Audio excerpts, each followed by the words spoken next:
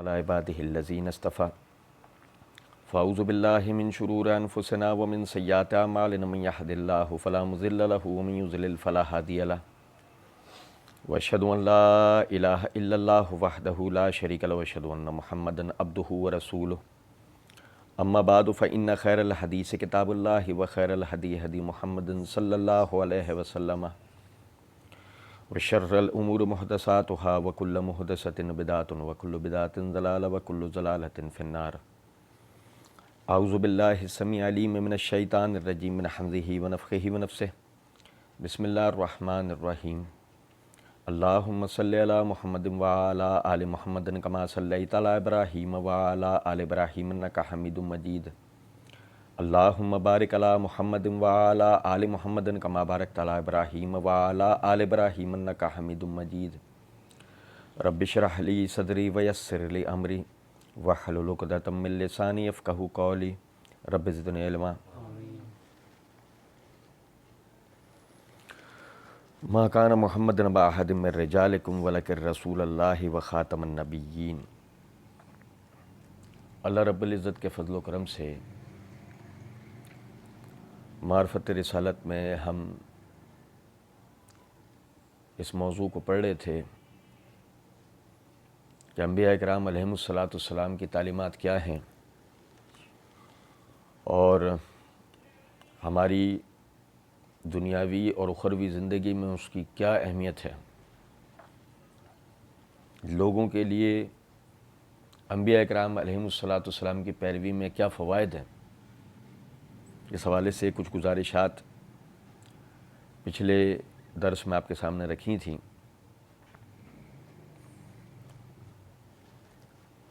انبیاء اکرام علیہم السلام لوگوں کی شخصی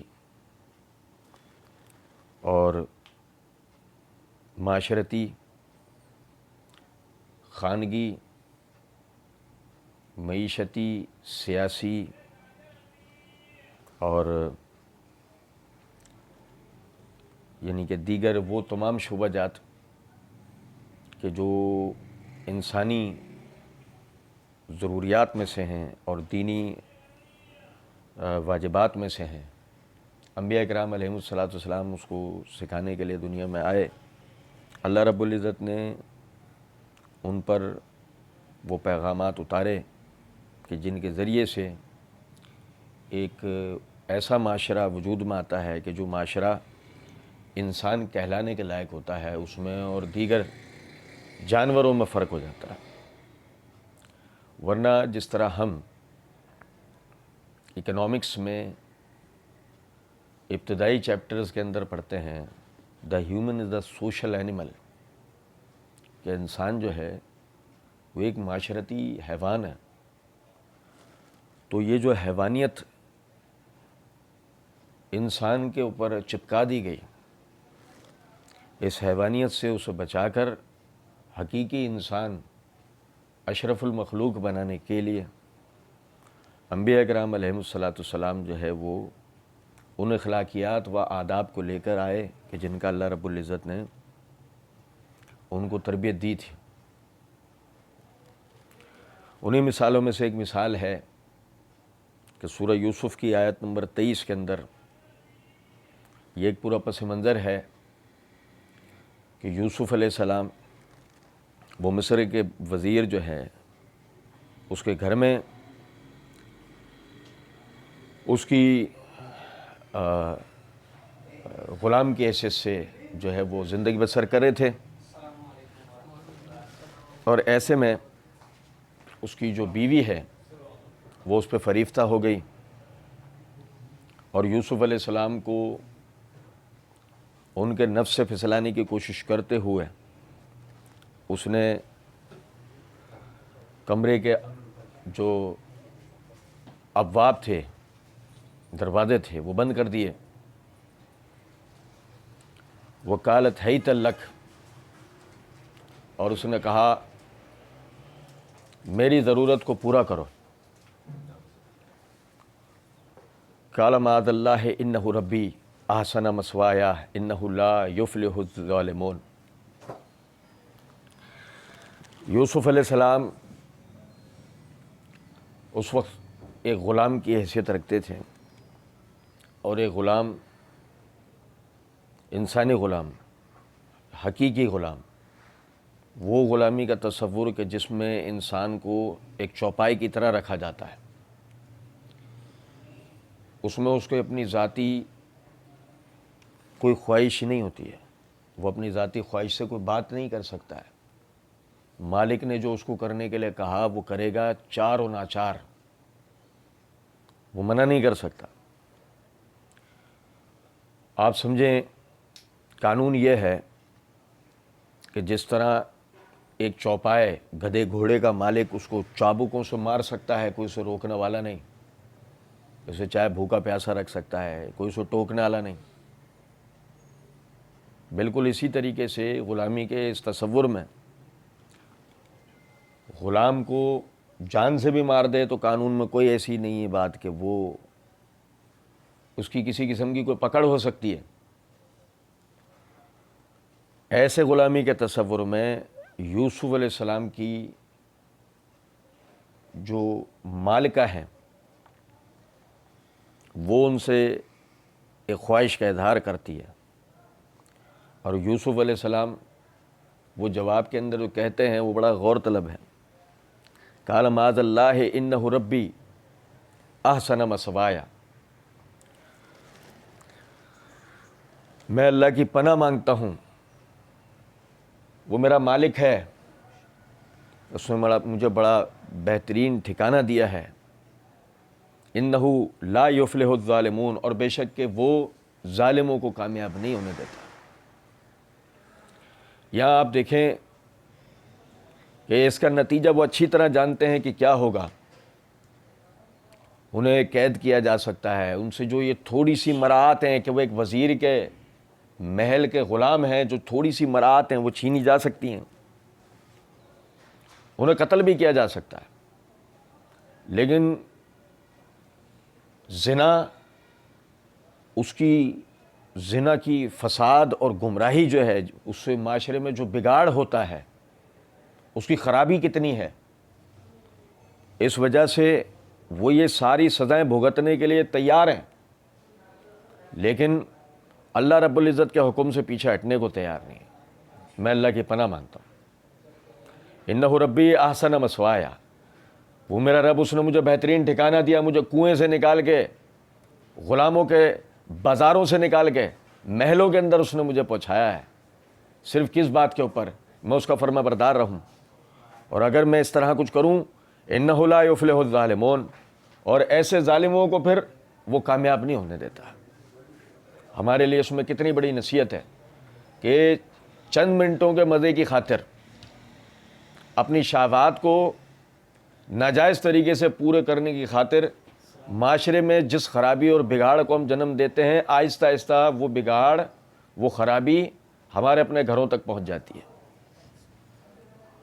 آج آپ اگر کسی کی بہن بیٹی کے بارے میں بری نظر رکھتے ہیں، کل آپ کی بہن بیٹی اس سے محفوظ نہیں رہے گی، کیونکہ بات یاد رکھیں، جس آدمی کو یعنی اس نے زنا کیا اور اس کی پکڑ نہ ہو سکی، اس کو سزا نہ مل سکی، تو نتیجتاً وہ دوسروں کے لیے ماڈل بن جاتا ہے، ہر اس آدمی کے لیے کہ جو خود بھی یہ جرم کرنا چاہتا ہے لیکن پہلے اس کی ہمت نہیں تھی، اور اب جب وہ زانی کو کھلے عام آزادی سے گھومتے دیکھتا ہے تو اس کے اندر بھی پھر یہ بات مضبوط ہو جاتی ہے کہ اگر میں بھی زنا کر لوں تو میری بھی کوئی پکڑ نہیں ہوگی۔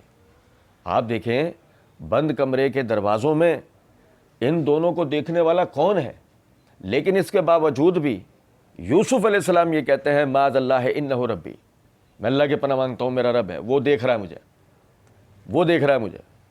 اور پھر کیا ہوتا ہے آپ یہ دیکھیں، آخر کار یوسف علیہ السلام کو اس خواہش کو پورا نہ کرنے کے نتیجے میں زندان کے اندر ڈال دیا جاتا ہے، جیل کا وہ حصہ جو مکمل طور پر اندھیرے میں ہوتا ہے، وہاں سورج کی روشنی پہنچنے نہیں دی جاتی، وہاں ایسے مجرموں کو رکھا جاتا ہے جو عادی مجرم ہوتے ہیں کہ ان کو ان کی اس یعنی سخت طبیعت سے توڑنے کے لیے کہ وہ اپنے ذات کے اندر مکمل طور پر ٹوٹ جائیں، ان کے اندر جرم کرنے کی جو جرت تھی وہ ختم ہو جائے، ان کو زندانوں میں ڈالا جاتا ہے۔ اس معصوم کو، اس بے گناہ آدمی کو صرف اس بات کے اوپر زندان میں ڈال دیا گیا کہ اس نے مصر کے وزیر اور رئیس ترین آدمی کی بیوی کے خواہش کو پورا نہیں کیا تھا، تو یہی وجہ ہے اس نے اس کو ڈلوا دیا جیل میں۔ اور یوسف علیہ السلام جیل کے اندر جا کر بھی اللہ کی قضا کے اوپر راضی ہیں، جو ان کے ساتھ ہوا وہ اس پہ خوش ہیں، جیل میں ہیں، جوانی پوری ختم ہو گئی، ادھیڑ عمری کی طرف جا رہے ہیں۔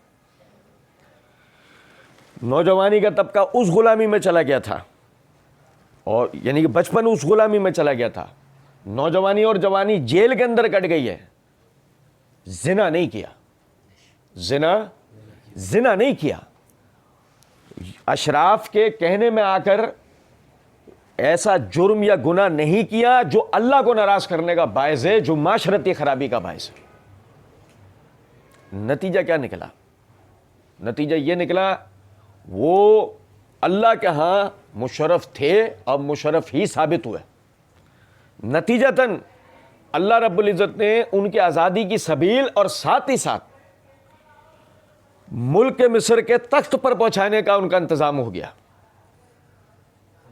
اب پورا واقعہ ہے، ہمیں پتہ ہے کہ بادشاہ وقت کو اس نے خواب دیکھا، تعبیر کے لیے پورے ملک کے اندر معلومات کر لی گئی، کوئی اس کی تعبیر نہیں بتا پا رہا تھا۔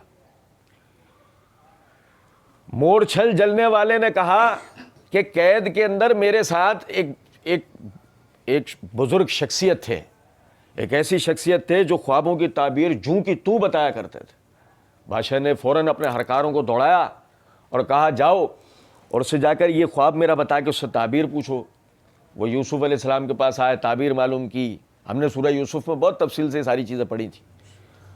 وہ یوسف علیہ السلام کے پاس آئے اور تعبیر پوچھی، اور تعبیر پوچھ کے جب جا کر بیان کری، وہ پورا کا پورا دانشوروں کا، حکیموں کا دربار، وہ سب حیران رہ گیا کہ یہ کون آدمی ہے، کیونکہ بات اتنی لاجیکلی تھی، یعنی کہ اتنی زبردست بات تھی کہ سمجھ میں آنے والی۔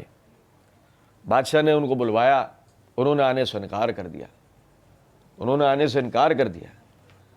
وجہ پوچھنے کے اوپر ہرکاروں کو کہا گیا کہ جاؤ پہلے جا کے اس سے کہو کہ میرے اوپر جو زنا کا الزام لگنے کے نتیجے میں جو جیل میں مجھے ڈالا گیا تھا، پہلے اس کی تحقیقات کریں۔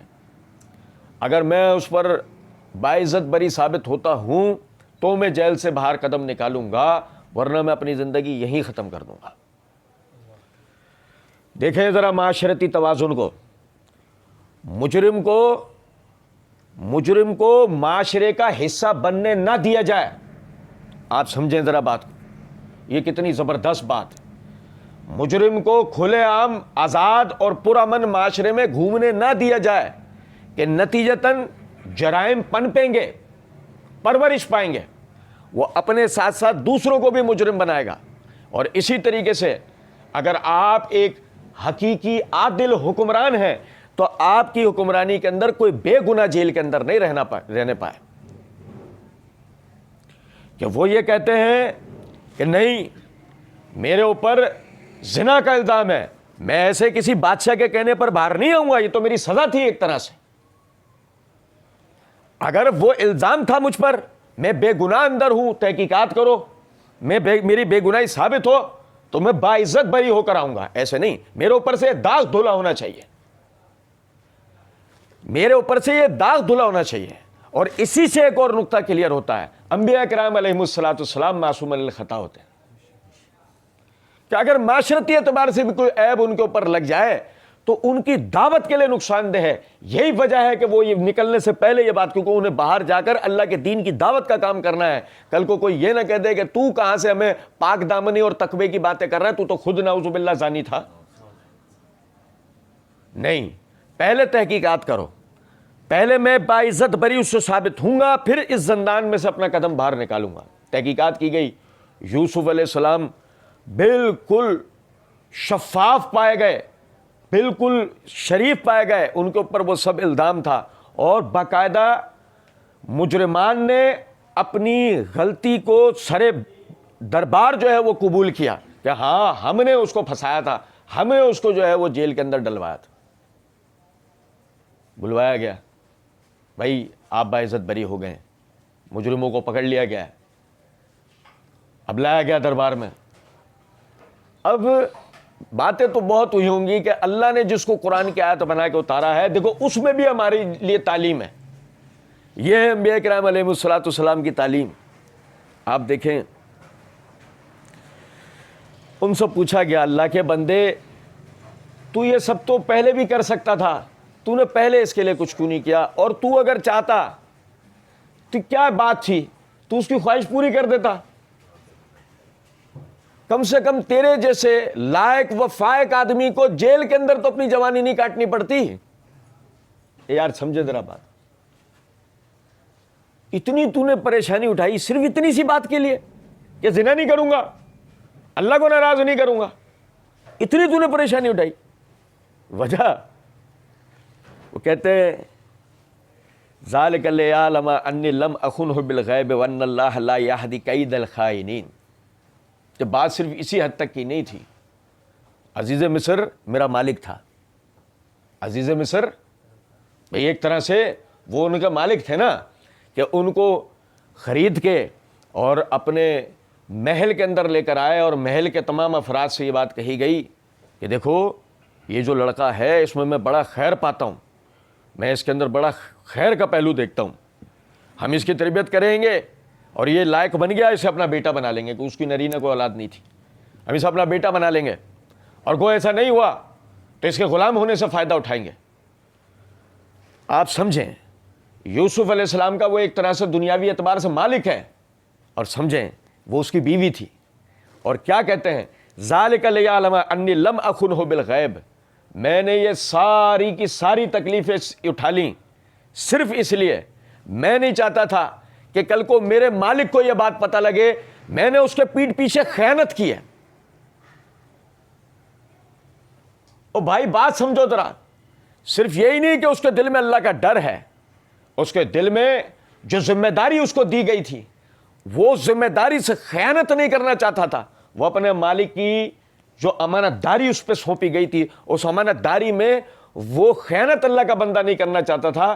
اس نے اس کے لیے اپنے اوپر وہ فرد جرم لے کے جیل کاٹ لی اس نے, لیکن اس نے اپنے مالک سے خیانت ہونے دی. یہ ہے انبیاء کرام علیہ السلام کی تعلیمات, کہ کبھی بھی ایک اچھا انسان خائن نہیں ہوتا, وہ خیانت نہیں کرتا.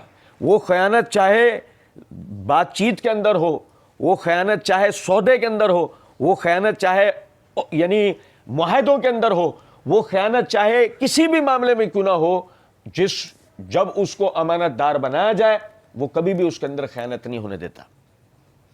آج ہمارا مسئلہ کیا ہے, ہم یہ دیکھتے ہیں ایک آدمی اپنی زبان سے کچھ اور کہتا ہے, عملی طور پر وہ کر کے کچھ اور دکھاتا ہے. یہ وجہ ہے کہ جو کردار آپ پیش کر کے اپنے معاشرے کو بہترین بنا سکتے تھے, آپ کی خیانتوں کی وجہ سے, آپ ہم سب کی اجتماعی خیانتوں کی وجہ سے معاشرے کی تشکیل نہیں ہو پاتی, معاشرے کی تعمیر نہیں ہو پاتی, نتیجتاً خرابیاں جنم لیتی ہیں. ہم ایک دوسرے کو کوستے رہتے ہیں, کبھی حکمرانوں پہ ڈالتے رہتے ہیں, کبھی کسی اور کے اوپر, نہیں اپنی یعنی کہ اصلاح کرتے تو اپنی ذات کی اصلاح ہم پہلے نہیں کرتے. آپ دیکھیں بظاہر کتنی معمولی سی بات تھی, لیکن انہوں نے کہا کہ میں اپنے مالک کے پیٹھ پیچھے اس کی خیانت نہیں کرنا چاہتا.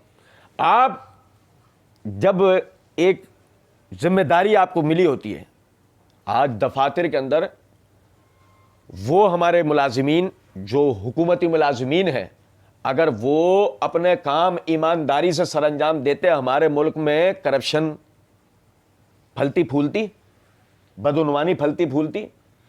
آپ سمجھ لیں اس بات کو, ابھی ہم آگے بھی اس عنوان سے پڑھیں گے.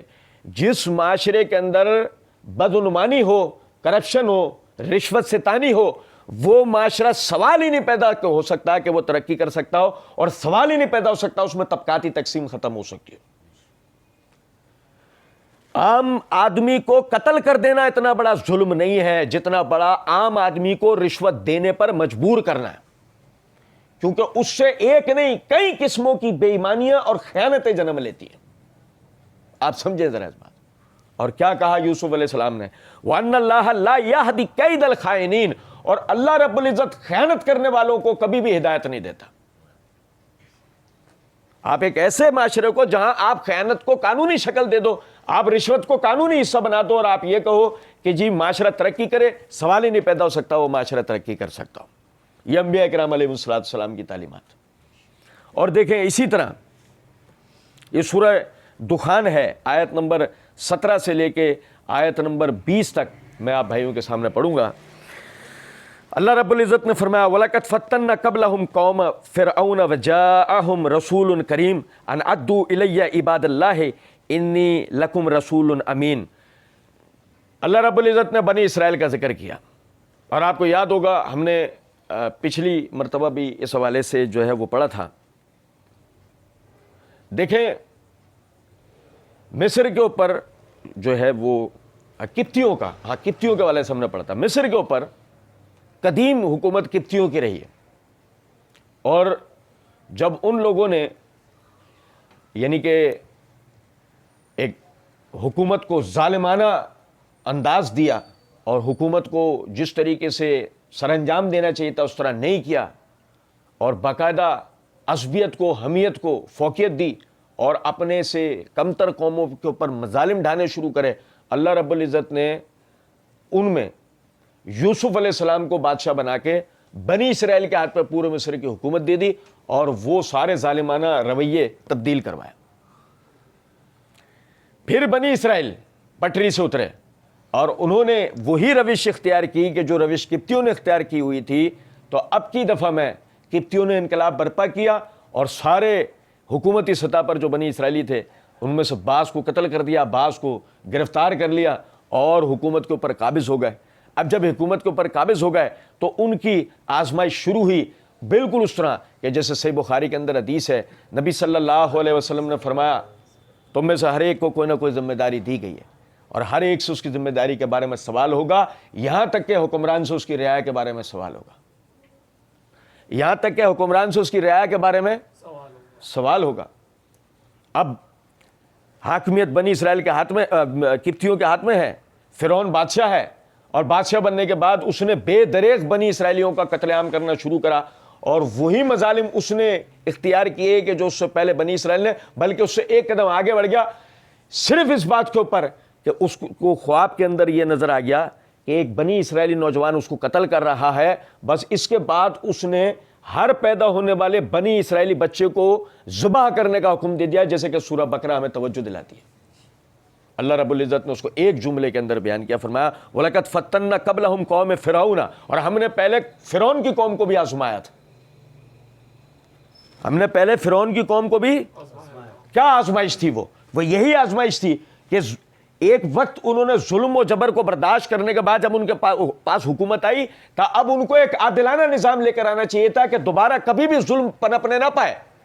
قوموں کے درمیان برابری کرنی چاہیے تھی, عدل کا نظام پیدا کرنا چاہیے تھا, انصاف کا نظام پیدا کرنا چاہیے تھا, لیکن انہوں نے ایسا نہیں کیا, بلکہ جس قوم کو محکوم بنایا اس کے ساتھ انہوں نے ظلم کے پہاڑ توڑ دیے. اللہ رب العزت نے فرمایا وَجَاءَهُمْ رَسُولٌ كَرِيمٌ, ہمارا عزت والا رسول ان کے پاس پہنچا,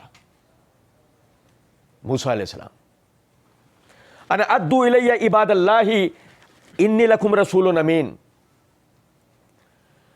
اللہ کے بندوں کو آزاد کر کے میرے ساتھ بھیج دے, اللہ کے بندوں کو آزاد کر کے میرے ساتھ بھیج دے, بے شک کہ میں اللہ کا امانت دار پیغمبر ہوں. یعنی اللہ کی طرف سے تیرے پاس یہ بات لے کر آیا ہوں. بھائی غلام قوم ہے, آزاد کرو اس کو غلامی سے, اس کو غلامی سے. آپ سمجھیں ذرا اس بات کو, دوسری جنگ عظیم کے بعد پوری دنیا کے اندر یہودیوں کا جو قتل عام جو دوسری جنگ عظیم میں ہوتا ہے, اس کے بعد پوری دنیا کے اندر ایک ان کے لیے انسانی ہمدردی کے نام پہ یعنی کہ گفت شنی شروع ہوئی, اور پھر اس کے بعد انہیں لا کر یہ فلسطین کی ساحلی پٹی کے اوپر بسا دیا گیا, جو بعد میں آہستہ آہستہ زمینیں خرید کے قتل و غارت کر کے حکومت میں آ کے اور دیگر تمام چیزیں کر کے آہستہ آہستہ انہوں نے اسرائیل کی جو بنیاد رکھی وہ آج پوری دنیا کے سامنے ہے. عرض کرنے کا مطلب یہ ہے، آپ یہ دیکھیں کہ پہلے سلسلہ یہ ہے کہ ان کے اوپر ظالم حکمران ہے اور انہیں اس کے پنجے سے چھڑا کر اللہ کے دین کے اوپر چلاتے ہوئے اس نظام کو قائم کروانا ہے کہ جو اللہ رب العزت اپنے بندوں سے چاہتا ہے. اس لیے ان کو غلامی سے نکالا جا رہا ہے. جس وقت ہم اس متحدہ ہندوستان کے اندر ہوتے تھے اور ہندوؤں اور برطانوی سامراج کے ہم محکوم بنا لیے گئے تھے، تو اس وقت بھی جب ہم ایک علیحدہ سے ملک چاہتے تھے تو بجائے غلامی سے نکل کے علیحدہ ملک چاہنے کی یہی تھی کہ ہم ایک ایسی سرزمین کے اوپر یعنی اپنی بود و باش اختیار کریں جہاں ہمیں اسلام کے احیاء کا اور اسلامی جو تعلیمات ہیں ان پہ عمل کی آسانی اور آزادی ہو. ان ادوا الی عباد اللہ انی لکم رسول امین وَأَلَّا تَعْلُوا عَلَى اللَّهِ، اور تو اللہ کے احکامات میں سرکشی مت کر. اگر اللہ نے تجھے منصب دیا ہے اس منصب پہ اللہ کی اس نعمت کے اوپر تو اس کے آگے سجدہ ریز ہو، نہ کہ تو اس کے آگے متکبر بنے. وَأَلَّا تَعْلُوا عَلَى اللَّهِ، اللہ کے معاملے میں سرکشی مت کر. انی آتیکم بسلطان مبین، میں تیرے پاس کھلی نشانیاں لے کر آیا ہوں، وہ معجزات جو ان دربار کے اندر جو دیکھے گئے اور بعد میں جو سورہ اعراف نے توجہ دلائی، قحط کا معاملہ، آسمان سے خون کی بارش ہونا، مینڈکوں کی بارش ہونا، فصلوں کو کیڑے لگ جانا، ساری فصلیں ایک رات کے اندر برباد ہو جانا، یہ جتنی ساری چیزیں جو ہوئیں وہ ساری علامتیں فرعون اور اس کی پوری قوم دیکھ رہے تھے. انی آتیکم بسلطان مبین، میں تیرے پاس کھلی نشانیاں لے کر آیا ہوں. کس بات پہ؟ سرکشی چھوڑ دے. تجھ سے حکومت کا لالچ نہیں ہے. ہم یہ نہیں کہہ رہے کہ اس تخت و تاج کے اوپر ہمارے باپ دادا تھے، تم نے جبرن ظلمن اس کو ہم سے چھینا ہے. نہیں، تو ہی بیٹھ اور یہاں اللہ کے نظام کو نافذ کر، اور یہاں سے تو جو ہے نمائندگی کر اللہ کے دین کی. انہیں میرے ساتھ بھیج دے، ان مظلوموں کو میرے ساتھ بھیج دے، میں ان کے ذریعے احیا کروں گا. وَإِنِّي عُذْتُ بِرَبِّي وَرَبِّكُمْ أَن تَرْجُمُونَ. اور جب موسیٰ علیہ السلام کو فرعون نے دھمکی دی، تو اپنے آپ کو دیکھ کہ تو کون تھا، تو اپنے آپ کو دیکھ، تو مجھے دیکھ، تو مجھے ڈرا رہا ہے، تو مجھے کہہ رہا ہے کہ میں جو ہے سرکشی چھوڑوں. انہوں نے کہا وَإِنِّي عُذْتُ بِرَبِّي وَرَبِّكُمْ أَن تَرْجُمُونَ، کہ میں تو تیرے اور اپنے رب سے پناہ حاصل کرتا ہوں اپنے لیے. بھائی آج تک تو جس کی پناہ میں ہے کہ دشمن تجھ تک پہنچ نہ سکا، تجھے کوئی غزند پہنچ نہ سکی، میں اس رب کی پناہ میں ہوں کہ تو بھی مجھ تک پہنچ سکتا. اور ان دی اینڈ کیا ہوا؟ ان دی اینڈ یہ ہوا کہ وہی فرعون نیل کے اندر غرق ہو گیا، جو اپنی طاقت پہ، اپنی یعنی کہ ظلم کے اوپر، اپنے بدماشی کے اوپر اس کو گھمنڈ تھا، ختم ہو گیا، یک لخت مٹا دیا گیا. اور دوسری طرف بنی اسرائیل، انہوں نے کیا کرا؟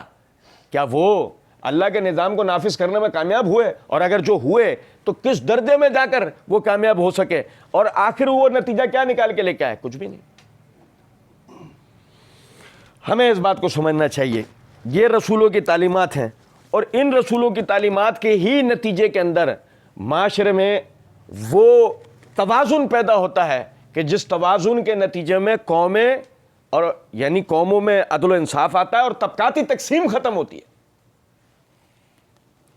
آپ دیکھیں سورہ انبیاء کے اندر اللہ رب العزت نے فرمایا وَسَخَّرْنَا مَعَ دَاؤُدَ الْجِبَالَ يُسَبِّحْنَ وَالطَّيْرَ وَكُنَّا فَاعِلِينَ.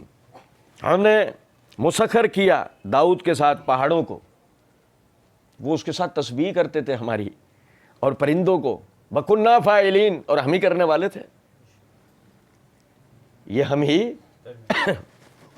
کیا مطلب ہے؟ سورہ سبا میں دیکھیں، یہ پہاڑوں کو مسخر کرنا، کہ وہ تسبیح والی بات تو اپنی جگہ ہی ہے کہ وہ داؤد علیہ السلام کے ساتھ اس طرح تسبیح کرتے تھے جیسے میں اور آپ کرتے ہیں.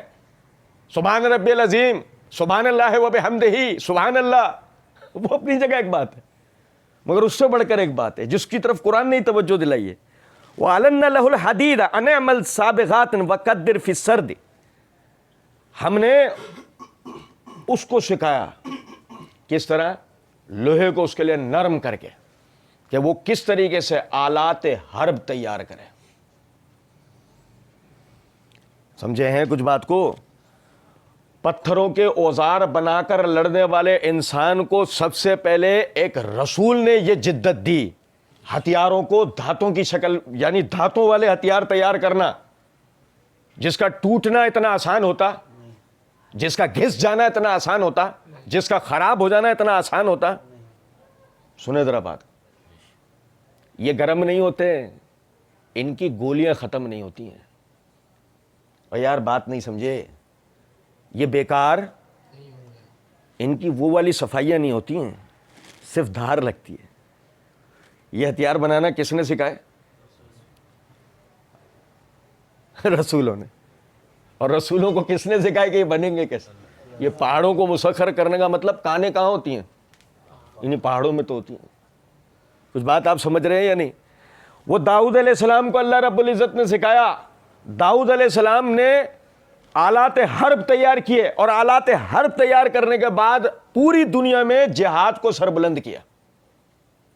آپ میری بات سمجھیں، آپ توازن والا معاشرہ بنانا چاہتے ہیں، آپ ایک ایسا معاشرہ بنانا چاہتے ہیں کہ جہاں طبقاتی تقسیم نہ ہو، جہاں غربت نہ ہو، جہاں امن و امان ہو، جہاں امیر امیر سے امیر تر نہ ہو جائے اور غریب غریب سے غریب تر نہ ہو جائے، جہاں گورا کالے کے اوپر ظلم نہ کرے، کالا گورے پہ ظلم نہ کرے، جہاں کوئی زبانی تفریق نہ ہو، جہاں فرقہ واریت نہ ہو، جہاں اس طرح کی کوئی چیزیں نہ ہو. آپ سمجھیں ذرا اس بات کو. آپ یہ سب بنانا چاہتے ہیں، لیکن جو انہی سب چیزوں کے نام پر کما رہے ہیں، مراعات پا رہے ہیں، عزتیں پا رہے ہیں، کیا وہ آپ کو بنانے دیں گے؟ آپ بتائیے، کیا آپ کو وہ ایسا معاشرہ بنانے دیں گے؟ اور اگر کہیں دنیا کے کسی خطے کے اندر اگر آپ اس قسم کا کوئی معاشرہ بنانے میں کامیاب ہو جائیں تو کیا وہ اس پہ تالیاں پیٹیں گے؟ کیا وہ خوشی سے جھوم اٹھیں گے؟ نہیں، بلکہ انہیں یہ ڈر لاحق ہو جائے گا کہ اگر آج لوگوں نے اس کو اپنے لیے رول ماڈل بنا لیا تو نتیجتاً لوگ ہم سے بھی ڈیمانڈ کرنا شروع ہو جائیں گے، اور اگر ہم نے ان کی ڈیمانڈ پوری نہ کی تو ہمارے ملک میں، ہمارے ممالک میں سول وار کی کیفیت کھڑی ہو جائے گی. یہ ان کے طرف جھک جائیں گے، عوام ان کی طرف جھک جائیں گے اور اپنے حکمرانوں کو جوتے ماریں گے. آپ سمجھیں تو ہوگا کیا؟ ہوگا یہ پہلے ایک ملک، پھر کبھی دو ملک، اور کبھی اتحادی افواج مل کے آپ پہ حملہ کریں گے. اور بھائی میری بات نہیں سمجھے، اور کوشش کریں گے اس بات کی کہ اس معاشرے کو تاراج کر دیا جائے، ختم کر دیا جائے. ہمارے سامنے زندہ مثال ہے.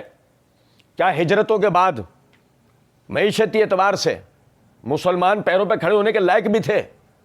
اور کیا ان کے لیے کہا جا سکتا تھا کہ وہ اپنی شان و شوکت کو بحال کر لیں گے؟ کیا وہ اسلام کو نافذ کر لیں گے؟ کیا وہ ان قوانین کو لاگو کرنے میں کامیاب ہو پائیں گے کہ جس کے نتیجے میں یہ برابری والا معاملہ ہو جائے؟ سوال نہیں پیدا ہوتا. لیکن اس کے بعد بھی سمجھداروں کی سمجھ کس حد تک کام کر رہی تھی کہ انہوں نے ان کے اوپر جنگوں کو مسلط کیا. بدر، احد، احزاب، ہوئی یا نہیں ہوئی لڑائیاں؟ چین سے نہیں بیٹھنے دیا مسلمانوں کو. وجہ کیا ہے؟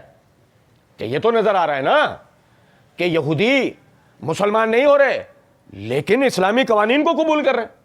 اگر آج مدینے کے یہودی مسلمان نہ ہوتے ہوئے اسلامی قوانین کو قبول کر رہے ہیں تو کل ہمارے ہاں کے یہ بت پرست ہمارے سرداری والے قبائلی نظام کو چھوڑ کر اسلام کے پیچھے جائیں گے اور ہماری عزتیں تو ختم ہو جائیں گی. یہ جو ہم نے کرپشن والا ماحول بنا رکھا ہے یہ تو ختم ہو جائے گا.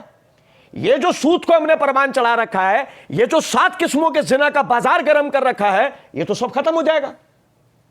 یہ جو امیر چوری کرتا ہے تو سفارش سے بچ جاتا ہے اور غریب چوری کرتا ہے تو مارا جاتا ہے، یہ تو ختم ہو جائے گا.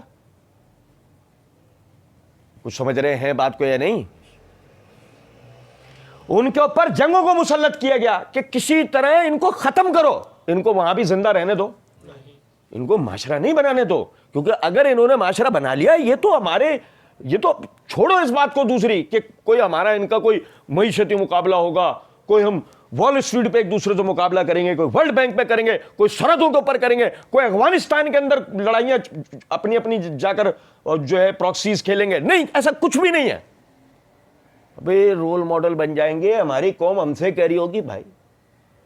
फिर हमें कोई कनाडा का वजीर आजम नहीं दिखा रहा होगा कि साइकिल पे जा रहा है। अबे हमारे इनके वजीर आजम को हमारे कैनेडियन हमें दिखा रहे होंगे कि ये देखो भाई, ये साइकिल वाला वजीर आजम नहीं चाहिए जो साइकिल पे जाकर भी जुल्म करता है। इसके साइकिल पे जाने को देखे, इसके जुल्म करने को देखे। अबे वो कार में भी जाए तो अदल तो कर रहा है। कुछ बात आ रही है समझ में या नहीं? ऐसा नहीं होना चाहिए, ऐसा बिल्कुल नहीं होना चाहिए। जंग को मुसल्लत करो। जो जंग को मुसल्लत किया गया तो तीसरी दुनिया के लोग बेचारे पत्थरों के बने हुए हथियारों से लड़ पाएंगे?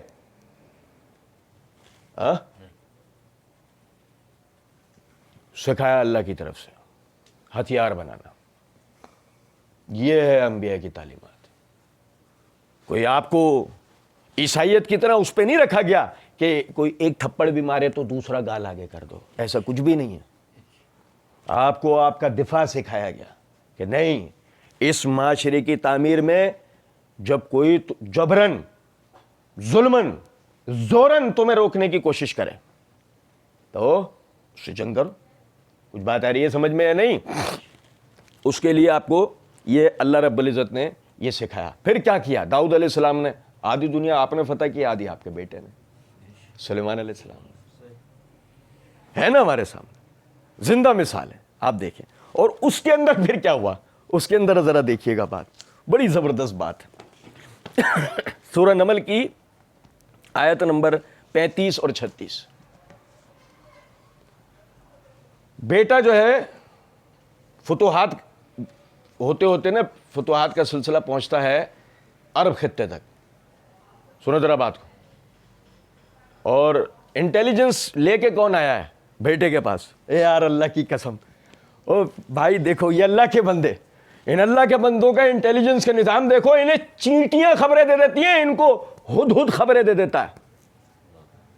हमारे अपने वाले करप्ट हो जाते हैं, हमारे इंसान करप्ट हो जाते हैं, उनके जानवर उनके वफादार रहते हैं। आप अंदाजा तो करें जरा कि दाना देख के कहीं और नहीं उतर जाते, हमारे वाले माल देख के। कितना फर्क है अल्लाह की कसम। और देखो खबर लेके आया परिंदा और आगे खबर दी, क्या मैं एक ऐसी कौम देख कर आ रहा हूं जो सूरज की परस्तिश करते हैं। क्या है इसमें? सूरज की परस्तिश करते हैं तो करते रहे, मसला इससे थोड़ी है, करते रहे। क्या है इसमें मसला? नहीं, याद है ना पिछला दर्स? मसला इससे नहीं है, मसला इससे वो ताकत में आएंगे तुम्हें रहने ही नहीं देंगे।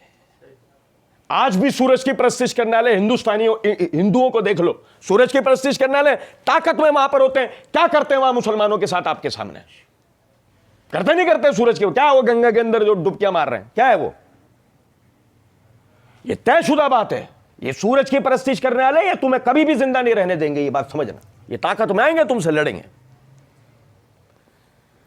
मैं एक ऐसी कौम देख कर आ रहा हूं कि जो सूरज की परस्तिश करते हैं और उनकी हुक्मरान औरत है। उनकी हुक्मरान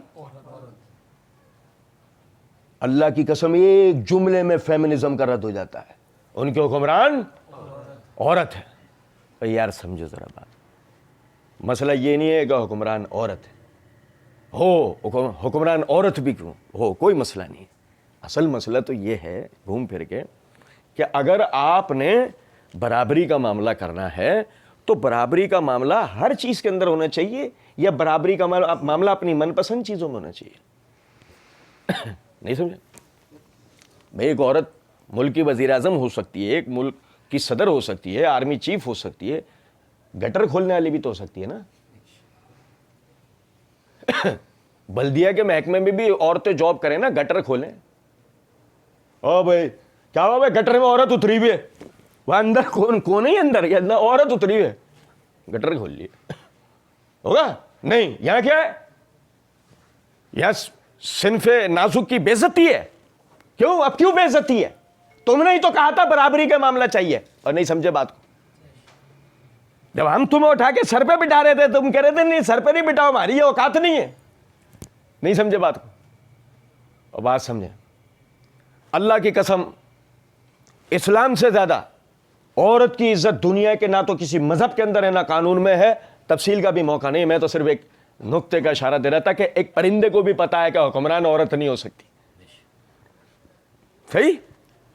اس نے آ کے خبر دی، سلیمان علیہ السلام نے اس کی بات سنی اور کہا ٹھیک ہے، یہ میرا خط لے کے جا اس کے پاس ڈال، پھر دیکھ وہ کیا جواب دیتی ہے.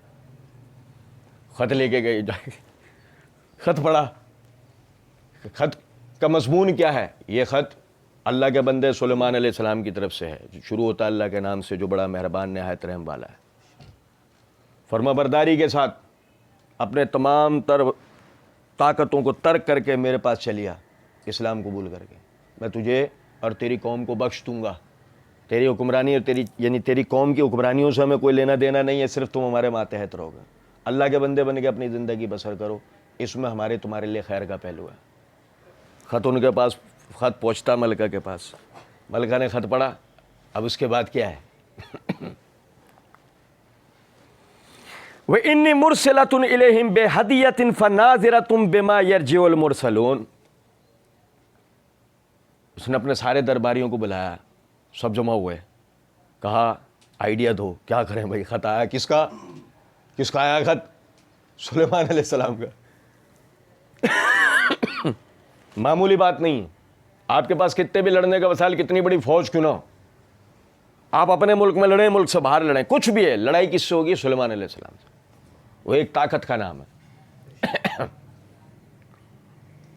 سب کی آپس میں صلاح مشورے کے بعد ملکہ عالیہ ہی کہنے لگیں بِإِنِّي مُرْسِلَةٌ إِلَيْهِمْ بِهَدِيَّةٍ، میں اس کی طرف ایک تحفہ بھیجنے والی ہوں، میں اس کی طرف ایک تحفہ بھیجنے والی ہوں. فَنَاظِرَةٌ بِمَا يَرْجِعُ الْمُرْسِلُونَ، پھر انتظار کریں گے خبر لانے والے کیا خبر لاتے ہیں. فَلَمَّا جَاءَ سُلَيْمَانَ، اور جب وہ اس کا تحفہ لے کر ہر کارے پہنچے سلیمان علیہ السلام کے پاس، قَالَ أَتُمِدُّونَنِي بِمَالٍ، تم مجھے رشوت دے رہے ہو. فَمَا آتَانِيَ اللَّهُ خَيْرٌ مِّمَّا آتَاكُمْ، جو تم میرے پاس لے کے آئے ہو اللہ نے مجھے اس سے کہیں زیادہ گنا نوازا اور اس سے بہتر دے رکھا ہے. بل انتم بہدیتکم تفرحون، تم اپنے ہی تحفوں میں خوش رہو. ارجع الیہم فلناتینہم بجنود لاقبل لہم بما لنخرجنہم منہا اذلۃ وہم صاغرون. اب تو جا اور اس کو جا کر خبر دے اب ہم ضرور تم پر فوجیں چڑھائیں گے، تمہیں ذلیل کر کے رکھ دیں گے اس وقت تک کہ جب تک تم اللہ کے بندے بن کر اور اپنے آپ کو یعنی عام قوموں کے برابر سمجھتے ہوئے کھڑے نہیں ہوتے. کیا مطلب ہے اس بات کا؟ اتنی سخت بات کس چیز کے اوپر؟ رشوت کے اوپر. الراشی والمرتشی کلاہما فی النار، قانون ہے اللہ کے ہاں کہ رشوت لینے والا اور دینے والا دونوں جہنم کی آگ میں ڈالے جائیں گے.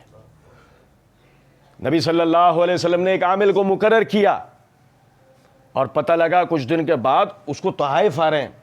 آپ نے اسے بلوایا اور بلوانے کے بعد اس سے پوچھا کہ میں نے سنا ہے تیرے پاس تحائف آ رہے ہیں. اس نے کہا حضرت جی ہاں. تو فرمایا تو اپنے باپ کے گھر کے اندر لے کر اپنے باپ کے گھر کے اندر بیٹھ جا، ہم تیرے سے یہ عہدہ لے لیتے ہیں، پھر اگر تیرے پاس یہ تحائف آئے تو ٹھیک ہے اور نہیں آتے تو. نہیں سمجھے کچھ بات کو؟ یہ ضعیف سند کے ساتھ مسند احمد کے اندر یہ روایت موجود ہے اور صحیح ترین اس کی سند عمر رضی اللہ تعالیٰ عنہ کا قول ہے کہ عمر رضی اللہ عنہ کے زمانے میں بھی ایک ایسا واقعہ ہوا کہ ان کے ایک عامل کو تحائف آتے تھے. بلا کے اس سے پوچھا یہ تیرے پاس تحائف آتے ہیں کس خوشی میں؟ ان کا حضرت لوگ مجھ سے محبت کرتے. محبت کر، تو اپنے باپ کے گھر میں بیٹھ، میں تجھے یہ تحائف آئیں پھر ہم دیکھتے ہیں. سمجھے ہیں بات کو یا نہیں؟ آپ کے حکومت کے اندر اگر رشوت کا معاملہ ہو سمجھ لینا چاہیے کہ آپ کی حکومت کچھ بھی نہیں ہے. یہ حکومت نہیں، یہ بکواس ہے. اور میں نے تھوڑی دیر پہلے عرض کیا کہ جس معاشرے میں رشوت پنپتی ہو، جس معاشرے میں رشوت کا قانون ہو، آپ کہیں وہ ترقی کر جائے گا، سوال ہی نہیں پیدا ہو سکتا وہ ترقی کر جائے. یہاں صرف جنگ کو مسلط کرنے کی وجہ کیا بنی ہے؟ رشوت. کیا بھیجا تھا اس نے پتہ ہے؟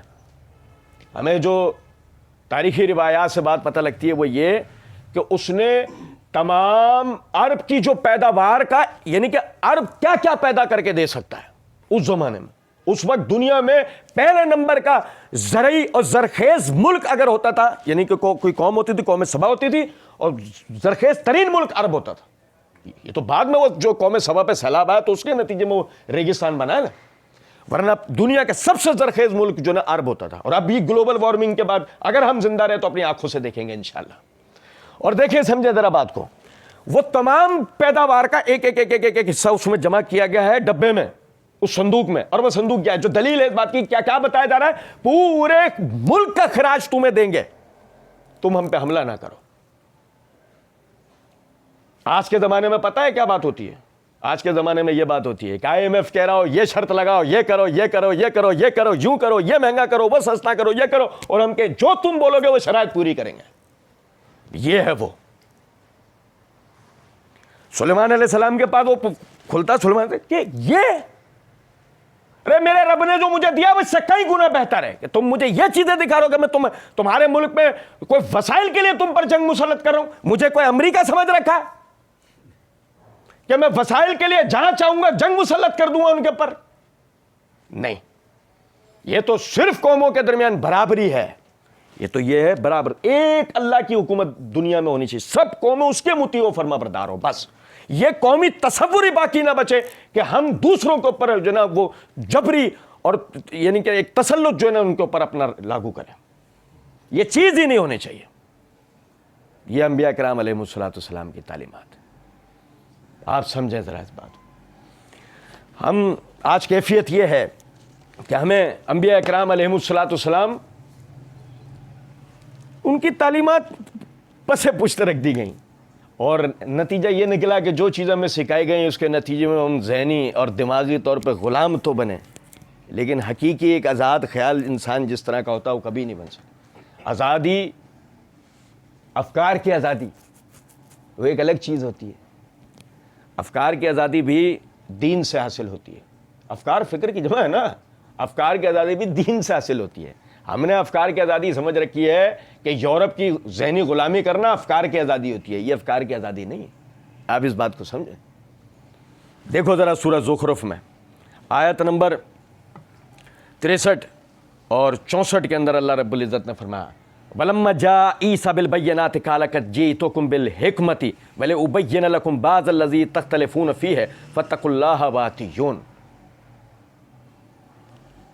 یسوع مسیح عیسیٰ علیہ السلام کیفیت یہ ہے کہ جس زمانے میں آپ رسول بنائے گئے ہیں اس زمانے میں مذہب ایک الگ چیز قرار دیا گیا ہے اور سیاست ایک الگ چیز قرار دی گئی ہے.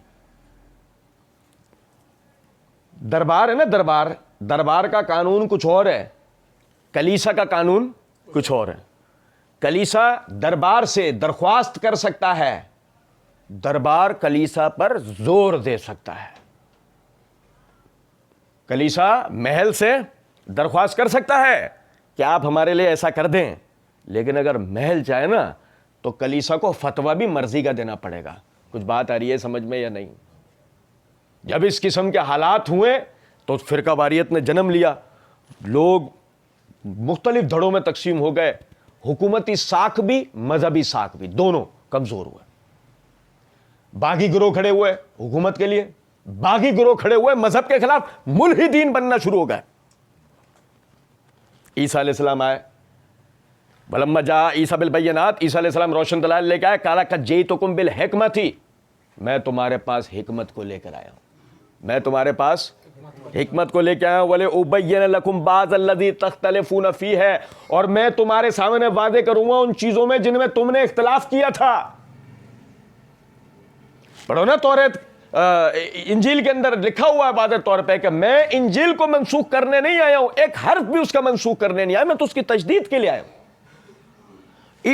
انجیل کے جو احکامات جو پس پشت پھینک دیے گئے تھے، انجیل کے وہ احکامات جنہیں بدل دیا گیا تھا، انجیل کے بعض وہ احکامات جن میں ترمیم کر دی گئی تھی اور بعض جن میں اضافت کر دی گئی تھی، کہا کہ میں تو اس کے لیے آیا ہوں کہ تمہارے آگے واضح کروں کہاں کہاں تحریفات لفظی معنوی ہو گئی، کہاں کہاں تشریحات کے اختلافات ہو گئے، کہاں کہاں جان بوجھ کر ان چیزوں کو پس پش پھینک دیا گیا. جیسے کہ وہ صحیح بخاری کے اندر روایت ہے کہ عبداللہ بن سلام رضی اللہ تعالیٰ عنہ کے سامنے یہودیوں نے زنا کی آیت میں ہاتھ رکھ کر جو ہے وہ پڑھنے کی کوشش کی تھی، تو عبداللہ بن سلام رضی اللہ تعالیٰ عنہ نے کہا تھا جس جگہ ہاتھ رکھا ہوا اٹھا کے پڑھو،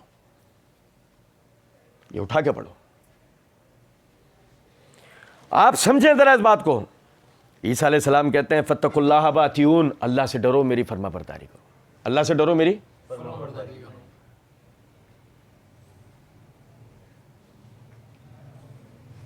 بادشاہ کی تو باری بات کی ہے، پہلے باری آئی ربیوں کی، پہلے باری آئی کن کی؟ ربیوں کی، یہودی علماء کی. تیری پیروی کرے؟ ابے ہم خود کسی فقہ کی تقلید کر رہے ہیں، ہم خود کسی مذہب کی پیروی کر رہے ہیں، ہم اسے چھوڑ دیں تیری پیروی کریں؟ سمجھے ذرا بات. یہاں کیا چیز آ رہی ہے، یہاں کیا چیز سامنے آ رہی ہے؟ یہ صرف ایک چیز سامنے آ رہی ہے، اور وہ ہے اپنا آپ. کہ اس کی پیروی کا مطلب کیا ہے؟ اس کی پیروی کا مطلب یہ ہے وہ جو ربی ہونے کے اعتبار سے، وہ جو یہودی مفتی ہونے کے اعتبار سے جو مقام و مرتبہ ہمیں حاصل ہے وہ تو ختم ہو جائے گا، ہم تو ایک عام پیروکار کی حیثیت ہماری ہو جائے گی. آپ سمجھیں اصل مسئلہ کیا ہے؟ یہ آپ کی ذات نہیں ہے، یہ آپ کا کل معاشرہ ہے. جب آپ سے بات ہوتی ہے نا آپ کی اصلاح کے لیے، اللہ کی قسم تو اس میں صرف آپ کی ذات نہیں ہوتی، آپ کا پورا معاشرہ ہوتا ہے. ایک آپ کے اچھے ہونے کی یہ جو بات ہوتی ہے نا، ارے یار ایک میرے اچھے ہونے سے کیا ہو جائے گا، ارے بھائی ایک تیرے اچھے ہونے سے ایک پورا معاشرہ بنے گا. ایک تو اگر اچھا ہو جائے تو پورا معاشرہ بنے گا. کیوں؟ تو کل کو ایک نسل کا باپ ہوگا، تو چاہے تو وہ بچے بھی پیدا کر سکتا ہے کہ جو یہ کنڈا ڈال ڈال دے، کنڈا ڈال دے، کوئی نہیں دیکھ رہا، ڈال دے بیٹا. تو چاہے تو یہ بھی کر سکتا ہے. تو چاہے تو ارے کھڑی کر دے، وہیں کھڑی کر دے، چھوڑ پارکنگ کو، ارے نالی تو کیوں کھولے گا، تیرا کام ہے، بلدیہ والوں کا کام. باپ بیٹوں کو بول رہا ہے، باپ اپنی اولاد کو کہہ رہا ہے. کچھ بات آ رہی ہے سمجھ میں؟ بیٹا جا رہا ہے، سنیں، بیٹا جا رہا ہے باقاعدہ حکومت مخالف دھرنوں جلوسوں میں. نتیجہ کیا نکلے گا؟ نتیجہ نکلے گا تیسری طاقت کو دہشت گردی کرنے کا. باپ بھیجنے دے رہا ہے، باپ بھیجے دے رہا ہے، ہاں جا. کچھ بات آ رہی ہے سمجھ؟ کون نہیں جانتا ہے کہ اس قسم کے معاملات میں تیسری قوت فائدہ اٹھاتی ہے؟ کون نہیں جانتا ہے؟ لیکن مسئلہ سارا یہ ہے نا، کون ہے یہ بھی تو ایک باپ ہے نا، کہ جس کی اولاد ون ویلنگ کر رہی ہے روڈ پہ تو اس کو کوئی پرواہ ہو رہی؟ باپ ہی ہے نا وہ. لیکن اگر اسی باپ کی تربیت ہو جائے، یہی جب اپنی اولاد کی تربیت کرے گا، فرض کریں 2 بیٹے 3 بیٹے 4 بیٹے 5 بیٹے، تو یہ 5 بھی تو کل کو باپ بنیں گے نا، یہ بھی تو معاشرے کا ایک حصہ ہوں گے. اللہ کی قسم جب آپ کی اصلاح کے لیے بات ہو رہی ہوتی ہے تو وہ آپ کی اصلاح کے لیے نہیں، پورے معاشرے کی اصلاح کے لیے بات ہو رہی ہوتی ہے کہ ایک آپ جب صحیح ہوں گے تو آپ کا پورا معاشرہ صحیح ہوگا. یہ رسولوں کی تعلیمات ہے. وہ دیکھو کہ عیسیٰ علیہ السلام جتنا بڑا چیلنج لے کر آئے تھے، آج بھی چیلنج ہے. یہ چیلنج آج بھی ہمارے لیے کھڑا ہوا ہے. آج بھی مذہب اور سیاست کو 2 الگ چیزیں سمجھا جا رہا ہے. آج بھی یہ سمجھا جاتا ہے کہ نہیں، سیاست تو نام ہی کسی اور چیز کا ہے، مذہب تو نام ہی کسی اور چیز کا ہے. مذہب تو نام ہے چند وظائف کا، مذہب تو نام ہے چند اعمال کا، مذہب تو نام ہے چند جو ہے وہ اذکار کا، مذہب تو نام ہے چند رسومات و چھٹیوں کے دنوں پہ عمل کر لینے کا، کچھ تہوارات پہ عمل کر لینے کا. مذہب تو ان چیزوں کا نام ہے. تاجر کہہ رہا ہے کہ میرے کاروبار سے مذہب کا کیا تعلق، بیوی کہہ رہی ہے کہ میرے بیوی ہونے سے مذہب کا کیا تعلق، شوہر کہہ رہا ہے کہ میرے شوہر ہونے سے مذہب کا کیا تعلق.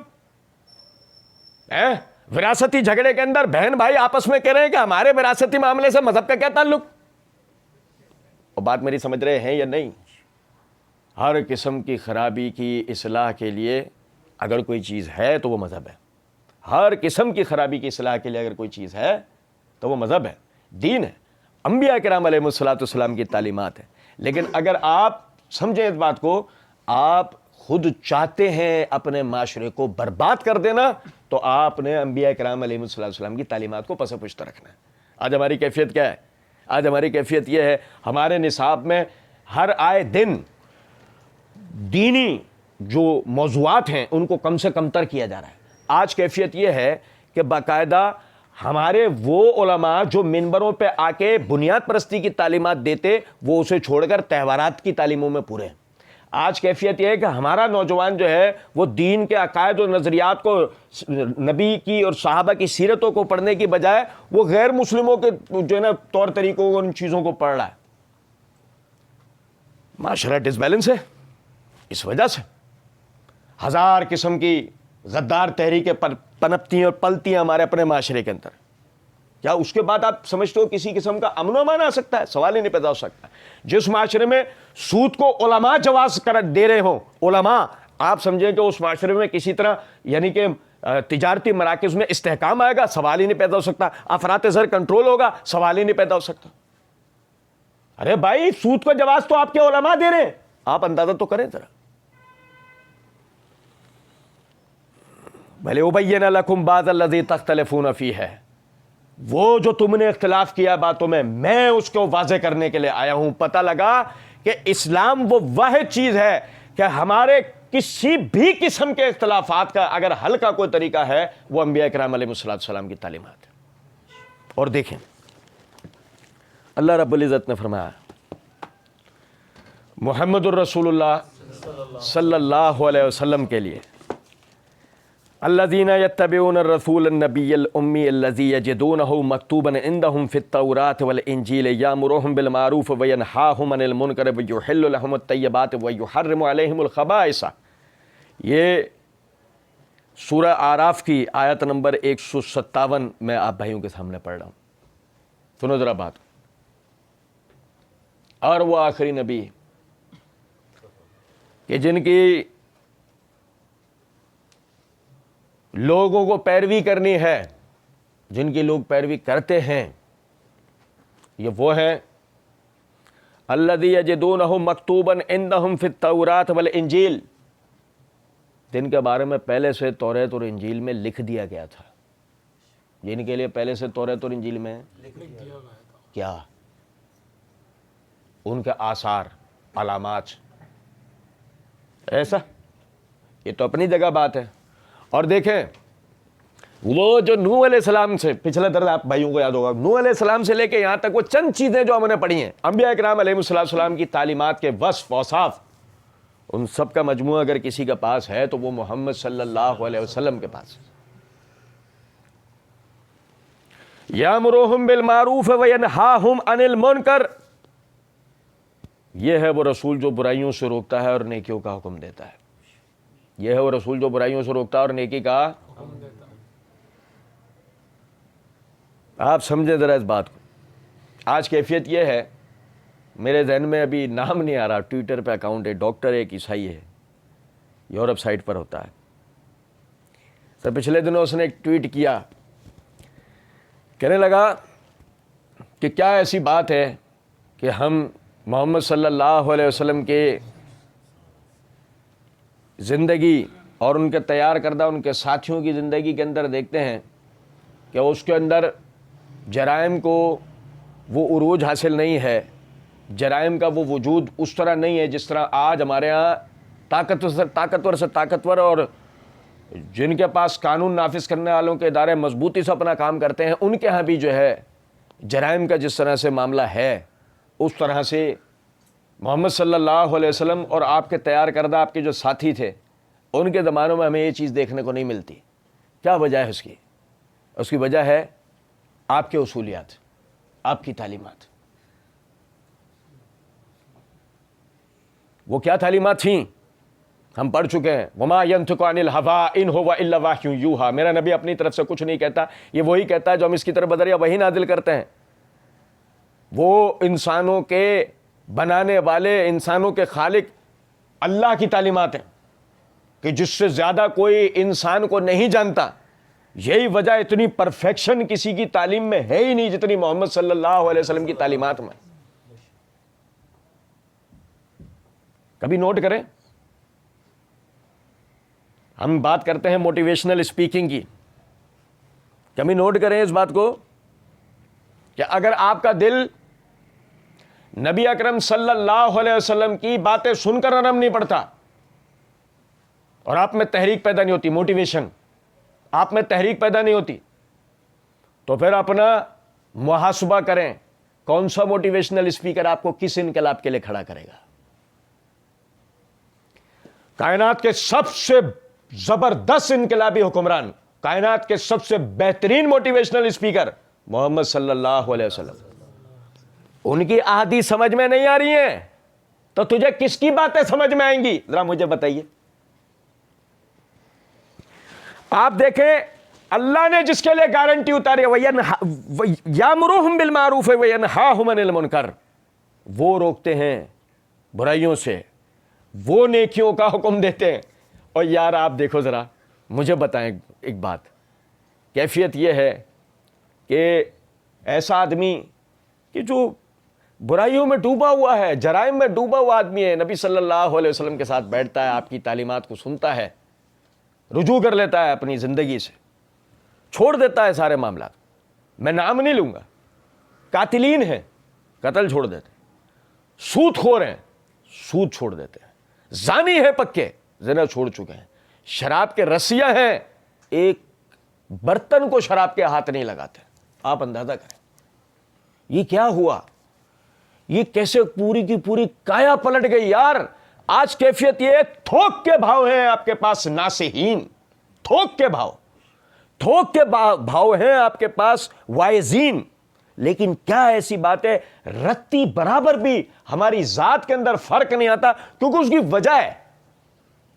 میں نے عرض کیا نا کہ اگر آج آپ نے شخصی, جسمانی, روحانی, دلی, دماغی, معاشرتی, معیشتی ترقی کرنی ہے, ایک شخصیت ہے کہ جن کی ذات کے اندر آپ کو یہ ترقی مل سکتی ہے, کہ جس کی پیروی میں آپ کو یہ ترقی مل سکتے ہیں, محمد الرسول اللہ صلی اللہ علیہ وسلم.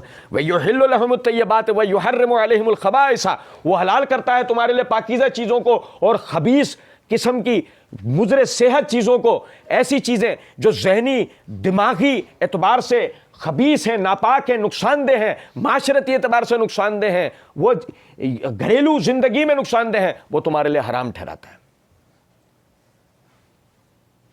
پردہ پردہ پردہ پردہ سمجھا رہے ہیں, پردہ. کسی نے پوچھا کہ حضرت نام کردار بتا رہے ہیں, یہ اس سے پردہ, اس سے پردہ, اس سے پردہ, دیور, دیور سے پردہ. یار اللہ کی قسم یار سنو یار ذرا بات, صحیح مسلم کے اندر روایت ہے کتاب النکاح, دیور سے پردہ.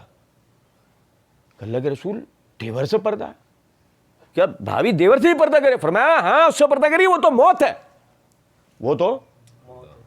میں اللہ کی قسم تفصیل پڑھیں گے, ایک ایک نقطہ اللہ توفیق دے گا پڑھیں گے. میں صرف آپ کو بتانا یہ چاہ رہا ہوں, آپ غور کریں ذرا اس بات کے اوپر کہ یعنی ہمیں اتنی باریک باریک باتوں کی بھی تلقین کی گئی ہے. اب بھائی کیا ہے یار, آپ کو پتا ہے, جاؤ ذرا پڑھو آپ نیٹ کے اوپر, سبلنگ سیکس, سر پکڑ کے بیٹھ جاؤ گے اپنا, اور اللہ کی قسم دل میں آئے گا صحیح مسلم ہی اٹھاؤں اور چوم لوں. میں صرف اس ایک بات کے اوپر نبی صلی اللہ علیہ وسلم کی ذات کے اوپر ایمان لے آؤں, اس ایک بات کو لے کر اللہ کی قسم, کہ کس زمانے میں یہ حد قائم کر دی تھی, کس زمانے میں لوگوں کا تصور نہیں جا سکتا تھا, جب رشتوں کے پھر تقدس قائم تھے, تصور نہیں جا سکتا تھا, جب توجہ دلاتی تھی, کیونکہ آخری نبی تھے, پڑھیں گے ہم, آخری نبی تھے, آپ کے بعد کو آنا نہیں تھا, ایک ایک بات بتا کر چلے گئے تھے کہ دیکھو احتیاط کرنا, احتیاط کرنا, کہ وہ تو موت ہے. آج کیفیت ہے, بڑا برا لگتا ہے ہمیں نبی کی تعلیمات میں, انبیاء اکرام علیہ السلام کی تعلیمات میں بہت ساری چیزیں سمجھ ہی نہیں آتی آج ہمیں, اور جب کیفیت ہوتی ہے سرے بازار عزتیں لٹ جاتی ہیں, تب اس کے بعد اندازہ ہوتا ہے کہ کاش ہم ان باتوں کے اوپر عمل کر لیتے, آج ہمارے ساتھ ایسا نہیں ہوتا. یحل لہم الطیبات ویحرم علیہم الخبائث, حلال چیزیں تمہارے لیے, یعنی وہ پاکیزہ چیزیں تمہارے لیے حلال کرتا ہے, وہ ناپاک خبیث قسم کی چیزیں تمہارے لیے حرام کرتا ہے. وَيَضَعُ عَنْهُمْ اسرہم والاغلال التی کانت علیہم. اللہ کی قسم دیکھو ذرا ایک ایک حرف دیکھو یار, ایک ایک حرف دیکھو آپ, وہ بیٹھے ہیں آئین بنانے کے لیے, وہ بیٹھے ہیں پارلیمنٹوں میں اپنا سر پیٹنے کے لیے, وہ بیٹھے ہیں اللہ کی قسم لاکھوں کروڑ روپے عوام کے ٹیکسز کا صرف ان میٹنگز کے نام پر اڑانے کے اندر. اور یہاں پر اللہ رب العزت نے فرمایا وَيَضَعُ عَنْهُمْ إِصْرَهُمْ وَالْأَغْلَالَ الَّتِي كَانَتْ عَلَيْهِمْ, اس نبی نے آ کے ان کے سروں پہ ایسے ان بوجھوں کو اور وہ ذمہ داریوں کے توق جو ان کے گلوں میں تھے کہ ہم کیسے افراد کو اپنے ساتھ لے کے چلیں گے, اس نبی نے آ کے اتار دیا, ان سارے بوجھوں کو اتار دیا کہ تمہیں ٹینشن لینے کی ضرورت نہیں, چھوڑ دو ان میٹنگز کو, صرف اس ایک کتاب پہ عمل کر لو, چھوڑ دو ان میٹنگز کو, چھوڑ دو قانون سازی کو, قانون سازی ہو چکی ہے, صرف اب قانون پہ عمل کرو. قانون سازی بھائی یار سنو ذرا بات کو سنو, بڑی گہری بات ہے اللہ کی قسم, چھوڑ دو. فرمایا فالذین آمنوا بہ وعزروہ ونصروہ واتبعوا النور الذی انزل معہ اولئک ھم المفلحون. بس جو لوگ ایمان لے کر آئے اور اس کی حمایت کی, اس کی محمد صلی اللہ علیہ وسلم حمایت کرنے والے صحابہ کرام رضوان اللہ علیہم اجمعین, اس کی حمایت کی, ونصروہ اور دین میں اس کے ساتھ مدد کی, واتبعوا النور الذی انزل معہ اور جو نور اللہ رب العزت نے اس کے ساتھ اتارا یعنی قرآن مجید, قد جاءکم من اللہ نور و کتاب مبین, اللہ کی طرف سے تمہارے پر روشن اور واضح کتاب نازل ہوئی ہے, اس کی پیروی کی, اولئک ھم المفلحون, یہی لوگ کامیاب ہونے والے ہیں. اللہ کی قسم جب اللہ یہ کہہ رہا تھا کہ یہی لوگ کامیاب ہونے والے, اس وقت میں ان کے تن پہ پہننے کے لیے ایک کپڑا نہیں ہوتا تھا, کھانے کے لیے بعض دفعہ 2 وقت روٹی نہیں ہوتی تھی. اس وقت میں وہ بھوک سے مرتے تھے, وہ زرد بخار سے مرتے تھے, وہ دشمن کے جنگوں کے ذریعے مارے جاتے تھے, وہ ہجرتوں سے مارے جاتے تھے, ان کے پاس رہنے کو گھر نہیں تھے, وہ تھلوں چبوتروں کے اوپر سویا کرتے تھے, ان کے پاس عبادت خانے میں یعنی ان کے پاس جو مسجد تھی کیفیت یہ تھی کہ جب آگے کی صف والا سجدہ کرتا تھا, پیچھے کی صف والا جب سجدہ کرتا تھا اس کا منہ جا کے اس کی ایڑیوں سے ٹکراتا تھا, اتنی ان کے پاس جگہ نہیں ہوتی تھی. اور کیفیت آخر کے اندر یہ نکل کر آئی اولئک ھم المفلحون. اللہ کہہ رہا ہے یہ کامیاب ہوں گے, ہوئے تھے یا نہیں؟ قوموں پہ سکہ چلا تو ان کا چلا, قوموں میں زبان چلی تو ان کی چلی, قوموں نے پیروی کری تو ان کے قوانین کی, بندرگاہیں تھی تو ان کے قابو میں, مارکیٹیں تھی تو ان کے قابو میں, دنیا کے اندر اگر حکمرانی تھی تو ان لوگوں کی حکمرانی تھی. صرف وجہ کیا تھی؟ اللہ کی قسم محمد الرسول اللہ صلی اللہ علیہ وسلم کے. اور اس کے اندر سنیں ذرا بات کو, ایک آخری بات بتا کے بات اپنی ختم کر رہا ہوں. اللہ رب العزت نے فرمایا سورہ احزاب کی آیت نمبر 101, فرمایا لقد کان لکم فی رسول اللہ اسوۃ حسنہ لمن کان یرجو لقاء اللہ والیوم الآخر وذکر اللہ کثیرا. اور البتہ محمد صلی اللہ علیہ وسلم کی زندگی تمہارے لیے ایک بہترین آئیڈیل ہے. یہ ہے انبیاء کرام علیہ السلام کی تعلیمات, یہاں کے اینڈ ہے. محمد صلی اللہ علیہ وسلم کی زندگی تمہارے لیے بہترین نمونہ ہے ہر اس آدمی کے لیے جو اللہ کو منہ دکھانے پر اور آخرت کے دن کے اوپر ایمان رکھتا ہے اور اللہ کا سب سے زیادہ ذکر کرتا ہے. اور میرے بھائی آپ بات میری سمجھ جائیں اس بات کو, اگر آپ نبی صلی اللہ علیہ وسلم کی سیرت کے بارے میں نہیں جانتے, اگر آپ نبی صلی اللہ علیہ وسلم کی سیرت کے مطابق نہیں چلتے, چھوڑ دیں, ہم تو بہت بڑی بڑی باتیں کر رہے تھے, چھوڑ دیں اس کو. آپ ایک گھر نہیں چلا سکتے, آپ ایک گھر نہیں چلا سکتے, گھر جہاں آپ نے بچپن گزارا, لڑکپن گزارا, آپ نوجوان تھے, جوان ہوئے ہیں, جہاں بوڑھے ہو گئے ہیں اور بوڑھے ہونے والے ہیں, آپ اس گھر کو نہیں چلا سکتے اگر محمد صلی اللہ علیہ وسلم کی زندگی کو آپ نہیں جانتے. 11 بیویاں 11 گھر, 11 بیویاں, یار سنو یار, 11 بیویاں 11 گھر, 12 خاندان, 11 کی بیویاں 11 گھر 12 ایک اپنا اور 11 سسرالی.